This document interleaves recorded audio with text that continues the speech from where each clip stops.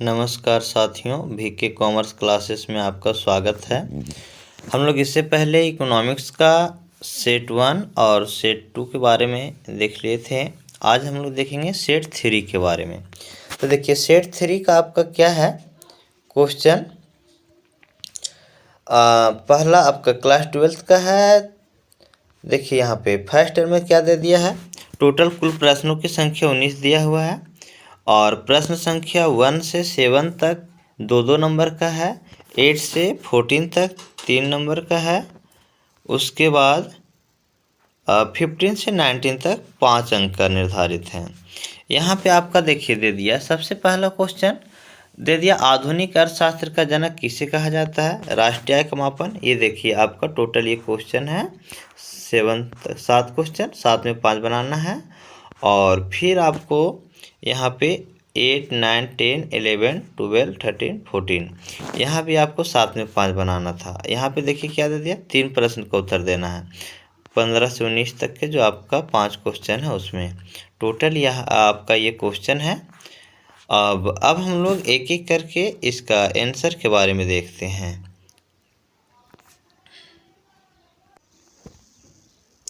अब हम लोग देखते हैं यहाँ पे क्वेश्चन नंबर 1 से। पहला क्वेश्चन दे दिया, क्या आधुनिक अर्थशास्त्र का जनक किसे कहा जाता है। आधुनिक अर्थशास्त्र का जनक किसे कहा जाता है, तो वो आपका हो जाएगा आंसर एडम स्मिथ। क्या हो जाएगा, एडम स्मिथ। दूसरा क्वेश्चन है, राष्ट्रीय आय मापने की 3 विधियों के नाम लिखना है। तो देखिए राष्ट्रीय आय को मापने की 3 विधियाँ होता है, उत्पादन अथवा मूल्य वृद्धि विधि, दूसरा होता है आय विधि और तीसरा होता है व्यय विधि। अब हम लोग देखेंगे क्वेश्चन नंबर 3, आय के चक्रीय प्रवाह में अंतःक्षेपणीय भरण क्या होता है। देखिए आय का चक्रीय प्रवाह आपको बताए थे पहले, तो यहाँ पे क्या दिया, आय के चक्रीय प्रवाह अंतःक्षेपणीय भरण, मतलब आय का अंतःक्षेपण आय में होने वाली वह वृद्धि है जो चक्रीय प्रवाह में बाहर से किसी और स्रोत के द्वारा होती है।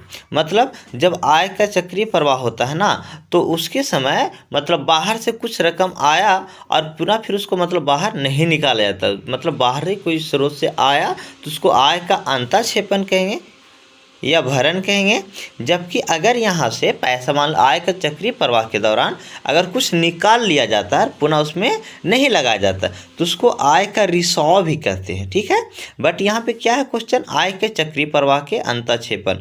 तो आय का अंतःक्षेपण आय में होने वाली वह वृद्धि है जो चक्रीय प्रवाह में बाहर से किसी और स्रोत द्वारा होती है। नेक्स्ट आपका है, मुद्रा की परिभाषा दीजिए। बोलता मुद्रा ऐसी वस्तु है जिससे विस्तृत रूप में विनिमय के माध्यम, मूल्य के मापक तथा मूल्य के संचय को साधन के रूप में स्वतंत्र एवं सामान्य रूप से स्वीकार किया जाता है। देखिए मुद्रा की परिभाषा आप अपने माध्यम से देखते हैं, मतलब आप ऐसे भी लिख सकते हो, मुद्रा एक धातु मतलब ऐसा धातु पदार्थ है जिसके द्वारा हम लोग वस्तुओं के क्रय विक्रय में उपयोग करते हैं। या तो मुद्रा एक ऐसा धातु पदार्थ है जिसको सरकार के द्वारा मान्यता प्राप्त है और हम लोग उसे भुगतान के रूप में स्वीकार करते हैं। बट यहाँ पे आपका आंसर लिख दिया हम, मुद्रा ऐसी वस्तु है जिससे विस्तृत रूप में विनिमय के माध्यम, मूल्य के मापक तथा मूल्य के संचय को साधन के रूप में स्वतंत्र एवं सामान्य रूप से स्वीकार किया जाता है। नेक्स्ट, स्वायत्त उपभोग को परिभाषित कीजिए। स्वायत्त उपभोग क्या होता है, देखिए वैसा उपभोग जो उपभोक्ताओं के लिए आवश्यक होता है, चाहे इसके लिए उसके पास पर्याप्त धन हो या ना हो, मतलब वैसा उपभोग जो आपके लिए ज़रूरी है, पैसा हो या ना हो। जैसे भोजन, कपड़ा, मकान, ये तो आपके लिए ज़रूरी है। खास करके भोजन तो एकदम ज़रूरी है। आपके पास जब पैसा नहीं रहता तो फिर आप क्या करते हो, उधार ला करके खा लेते हो या किसी से मांगते हो। तो ये होता है स्वायत्त उपभोग, मतलब ऐसा उपभोग जो उपभोक्ताओं के लिए आवश्यक होता है, चाहे इसके लिए उसके पास पर्याप्त धन हो या ना हो। अब आपका क्वेश्चन आता है पूंजीगत प्राप्ति, जिसे आप क्या समझते हैं। देखिए पूंजीगत प्राप्ति वे मौद्रिक प्राप्तियां हैं जिनसे सरकार की देयता उत्पन्न होती है या परिसंपत्ति कम होती है। मतलब पूंजीगत प्राप्ति वे मौद्रिक प्राप्तियां हैं जिनसे सरकार की देयता उत्पन्न होती है या परिसंपत्तियां कम होती है। नेक्स्ट है, आयात की संकल्पना को स्पष्ट कीजिए। बोलता दूसरे देशों से अर्थात विदेशों से अपनी ज़रूरत का सामान खरीदना या मांगना ही आयात की संकल्पना होती है। आयात का मतलब क्या होता है, ऐसे आप सिंपल जानिए। जब हम लोग दूसरे देशों से अपने देशों में माल लाते हैं, मंगाते हैं, तो उसको आयात कहेंगे, और जब अपने देशों से दूसरे देशों में भेजेंगे तो निर्यात कहलाता है। यह आयात की संकल्पना दूसरे देशों से अर्थात विदेशों से अपनी ज़रूरत का सामान खरीदना या मांगना ही आयात की संकल्पना होती है। नेक्स्ट है समष्टि अर्थशास्त्र की दृष्टि से अर्थव्यवस्था के क्षेत्र बाह्य क्षेत्र का वर्णन करना। देखिए यहाँ पे तो क्या है, निम्न 5 वर्गों में इसको विभाजित किया गया। सबसे पहला उत्पादक क्षेत्र, तो यह क्षेत्र वस्तुओं और सेवाओं का उत्पादन करता है। उत्पादक क्षेत्र में क्या था, वस्तुओं और सेवाओं का उत्पादन होता है। दूसरा घरेलू क्षेत्र, तो यह क्षेत्र वस्तुओं तथा सेवाओं का उपभोग करता है। घरेलू क्षेत्र वस्तु का और सेवा का क्या करता है, उपभोग मतलब उपयोग करता है वो। सरकारी क्षेत्र, यह क्षेत्र कराधान एवं आर्थिक सहायता से संबंधित कार्य करता है। कराधान मतलब क्या, टैक्स वगैरह इसके इंक्लूड मतलब हो जाएगा।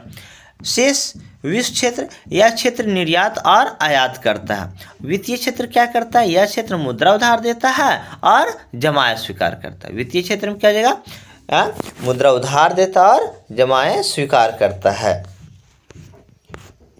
अब यहाँ पे हम लोग देखते हैं क्वेश्चन नंबर 9, बोलता व्यापार अधिक और व्यापार घाटा में क्या अंतर है।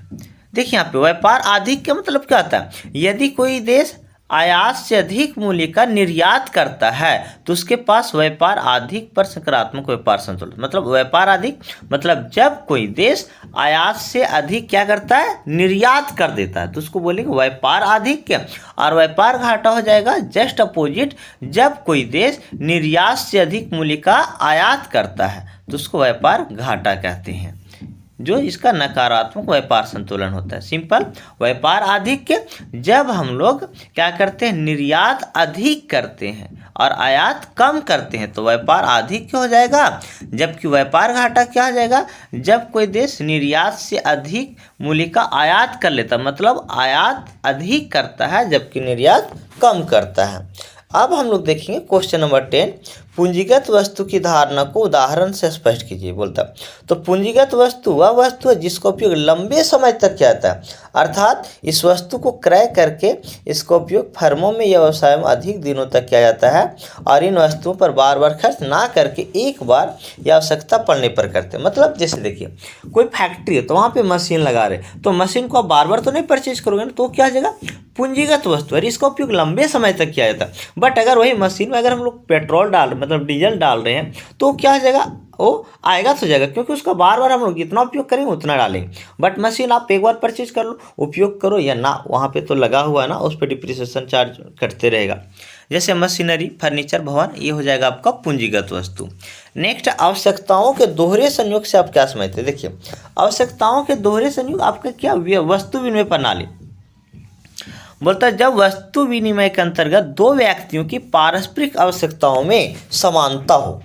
पारस्परिक आवश्यकता क्या मतलब एक दूसरे का जो आवश्यकता है जैसा वो समानता हो, तब इसे आवश्यकताओं का दोहरा संयोग कहा जाता है। जैसे देखिए इससे पहले आप समझिए कि इसके पहले आप वस्तु विनिमय प्रणाली, तो वस्तु विनिमय क्या होता है, जब हम लोग मतलब वस्तुओं को वस्तुओं के द्वारा क्रय विक्रय क्या कहलाता है, वस्तु विनिमय प्रणाली। जैसे सपोज दैट देखिए अगर मेरे यहाँ चावल है और चावल बेच करके हमें कपड़ा खरीदना, तो हमें वैसा व्यक्ति को खोजना पड़ेगा जो चावल खरीदने वाला हो और कपड़ा बेचने वाला हो। तो वही यहाँ पे आपका वस्तु विनिमय प्रणाली का दोहरे संयोग एक पॉइंट है, तो उसमें आपका बोलता है इसको स्पष्ट करता है। बोलता है जब वस्तु विनिमय के अंतर्गत दो व्यक्तियों की पारस्परिक आवश्यकताओं में क्या समानता हो, मतलब जो जैसा वो चाह रहा है एक दूसरे से वो मिल जा रहा है, इस आवश्यकताओं का दोहरा संयोग कहा जाता है। जैसे किसी व्यक्ति को 1 किलो शहद दे करके 5 किलो अनाज खरीदना। शहद यानी मधु आप लोग जानते होंगे, अगर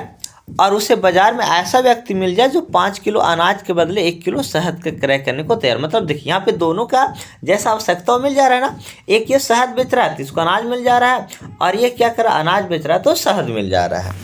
ये नेक्स्ट हम लोग देखेंगे सार्वजनिक वस्तु क्या है या निजी वस्तु से किस प्रकार में।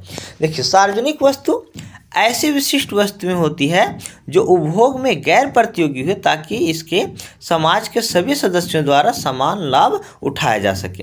अर्थात सार्वजनिक वस्तुओं पर इस पर सबका अधिकार होता है और इसका उपयोग सार्वजनिक होता है। जैसे देखिए, सरकार के द्वारा अगर एक चापाकल बैठा दिया गया या तो रोड बना दिया गया तो वो क्या है, सार्वजनिक वस्तु हो गया, उसका उपयोग सबको ही करता है, ऐसा कोई उस पर मना नहीं कर सकता। जैसे स्कूल हो गया, फील्ड हो गया, तो ये सब आप वहाँ पे सबको जाता है, सबको इसका उपयोग कर सकता है।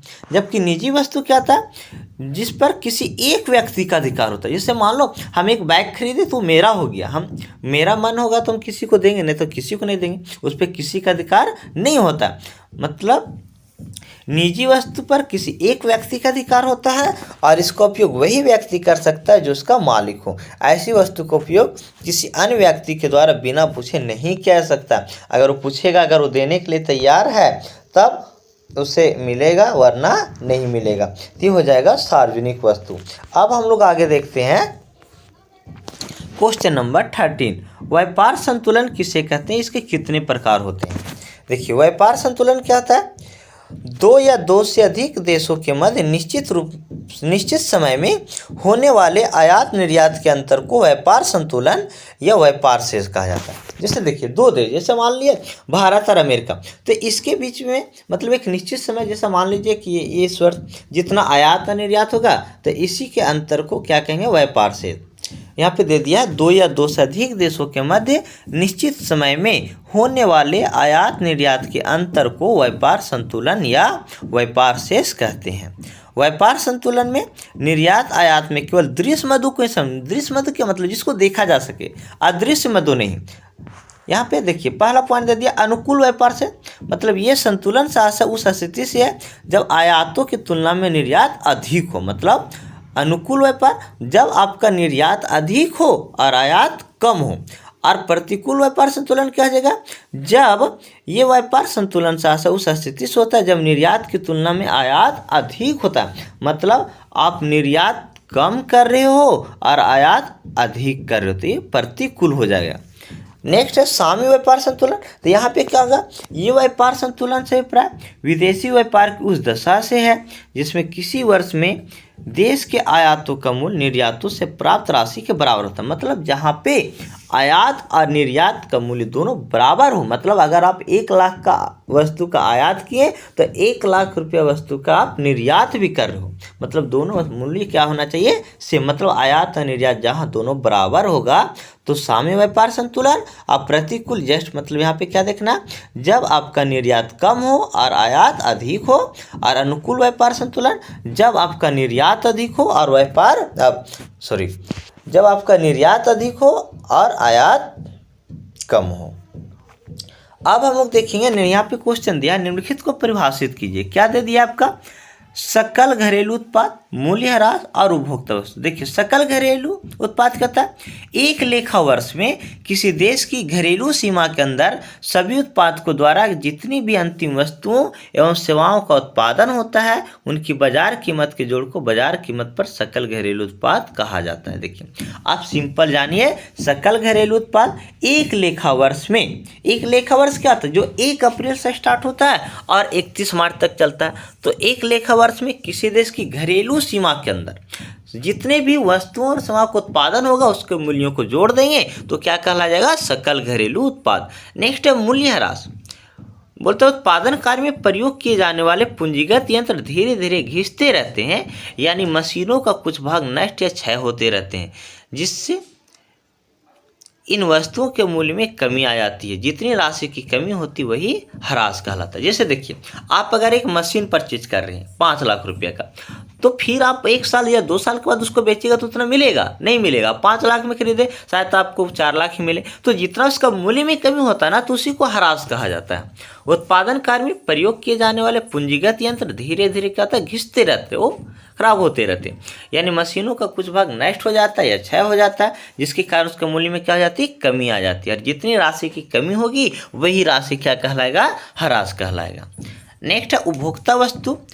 वह वस्तुएं जिसका प्रयोग उपभोक्ता अंतिम उपभोग के लिए करता है उसे उपभोक्ता वस्तु कहते हैं। उपभोक्ता वस्तु आगे किसी उत्पादन प्रक्रिया में भाग नहीं लेता। जैसे देखिए, आप क्या किए, बिस्किट परचेज किए और खा लिए, तो हो गया उपभोक्ता वस्तु। बट अगर मान लीजिए अगर आप आटा खरीदे और आटा से मान लीजिए पावरोटी बना करके बेच रहे थे, ये उपभोक्ता वस्तु नहीं हो जाएगा, वो तो आगे फिर उत्पादन प्रक्रिया में उसका काम हो रहा है ना। तो उपभोक्ता वस्तु मतलब जिसका आप अंतिम रूप से उपयोग करते हो, उसके बाद उसका कोई प्रयोग नहीं होता, ये आपका हो गया उपभोक्ता वस्तु। नेक्स्ट, अगर आपको स्क्रीनशॉट लेना है ले लीजिए क्वेश्चन को। अब हम लोग नेक्स्ट क्वेश्चन देखते हैं, क्वेश्चन नंबर 15।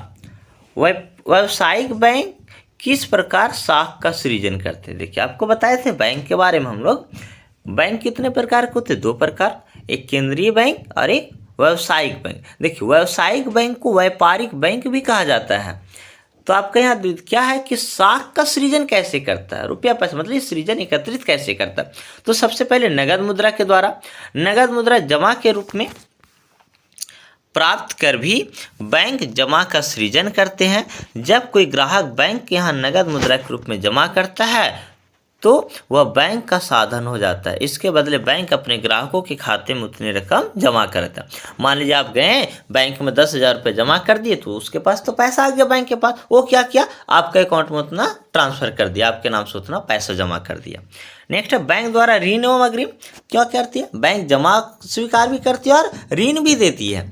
तो ऋण देने के लिए बैंक क्या करता है, ऋणी से कुछ लेता है जमानत के रूप में, कुछ प्रतिभूतियां ले सकता है। तो ऋण देने के लिए बैंक ऋणी से कुछ लेता है या जमानत के रूप में प्रतिभूतियों को भी रखता है। इसके बदले ऋण की रकम ऋणी के खाते में जमा कर दी जाती है, जिसे वो अपने सुविधा अनुसार चेक द्वारा निकाल सकते हैं। जैसे देखिए अगर आप 10 लाख रुपए का लोन पास करवाएं तो क्या करेगा बैंक, वो आपका खाता में जमा कर दिया, फिर आपको जब जरूरी है आप जाइए और निकाल लीजिए। विनियोग, बैंक सरकारी प्रतिभूतियों अथवा किसी कंपनी के हिस्से एवं ऋण पत्रों को क्रय करता है, वह उसका भुगतान अपने ऊपर चेक के द्वारा करता है। यानी सरकार प्रतिभूतियों एवं हिस्से के बदले में उतनी रकम बेचने वाले के नाम से जमा कर देता है। विनियोग समझ रहे हैं ना, मतलब इन्वेस्टमेंट, बैंक सरकारी प्रतिभूतियां अथवा किसी कंपनी के हिस्से एवं ऋण पत्रों को क्या करता है, क्रय करता है। वो खरीद लिया और फिर क्या करेगा, वह उसका भुगतान अपने ऊपर चेक के द्वारा करता है। यानी सरकार प्रतिभूतियों के हिस्से के बदले में उतनी ही रकम बेचने के नाम से जमा कर देता है। नेक्स्ट देखिए क्वेश्चन, ये प्रैक्टिकल क्वेश्चन एक दिया बनाने के लिए। निम्न आंकड़ों से व्यय विधि से राष्ट्रीय आय की गणना कीजिए। निजी अंतिम उपभोग दे दिया, प्राइवेट फाइनल कंजप्शन 500, 1 करोड़ में दिया हुआ। सरकारी अंतिम व्यय दे दिया कितना, 50 रुपया, मतलब 50 करोड़। निजी निवेश 50 और शुद्ध निर्यात 2 दे दिया। शुद्ध अप्रत्यक्ष कर -10 दे दिया है। विदेशों से प्राप्त शुद्ध साधन आय दे दिया -50 और मूल्य ह्रास दे दिया है 20। देखिए व्यय विधि द्वारा निकालना ना, तो व्यय विधि द्वारा राष्ट्रीय आय का फॉर्मूला था निजी अंतिम उपभोग प्लस सरकारी अंतिम व्यय प्लस निजी निवेश व्यय प्लस शुद्ध निर्यात प्लस विदेशों से प्राप्त शुद्ध साधन आय माइनस शुद्ध अप्रत्यक्ष कर और माइनस मूल्य ह्रास। तो देखिए यहाँ पे आपका दे दिया है कितना, निजी अंतिम उपभोग कितना दे दिया है, देखिए 500 रुपया और 500 करोड़ हो जाएगा। और नेक्स्ट आपका फिर दे दिया है सरकारी अंतिम व्यय कितना 50 और फिर आपका दे दिया है निजी निवेश व्यय कितना 50। उसके बाद आपका शुद्ध निर्यात, ये शुद्ध निर्यात कितना दे दिया है 2। फिर क्या आपका विदेशों से प्राप्त शुद्ध साधन है, ये कितना दे दिया है -50। तो देखिए -50 लिख देंगे।